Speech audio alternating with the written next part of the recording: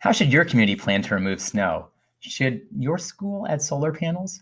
And what's the relationship between body mass and one's ability to lift weights? These are just a few examples of classroom-ready activities that have been developed for publication at the Math Modeling Hub Writers Workshop this fall. Mine is Ben Galluzzo, and within Cubes, I'm aligned with the Math Modeling Hub. I'm excited to be here to briefly share some experiences and outcomes associated with the Math Modeling Hub Writers Workshop that I just mentioned a little bit before. And this workshop is inspired by CourseSource and made possible because of CUBE's Score Network funding, as well as support from COMAP, a nonprofit organization focused on math education.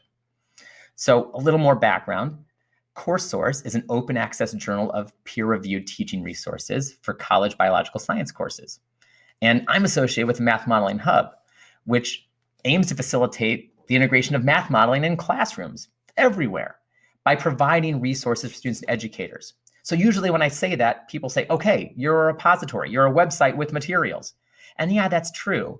But as you know, the power of being part of Cubes is that we can actually aim to be more than that. We can be a living repository, right? And the goal is ultimately to build and foster community for all educators and people interested in math modeling. So if we talk back about the repository, want to be a living repository, this is where the Writers Workshop comes in. It is hard to create materials.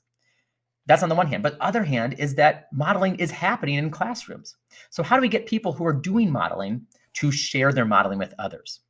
Well, the workshop was all about trying to find a way to create time, create space, and offer some mentorship for people to share these materials more easily.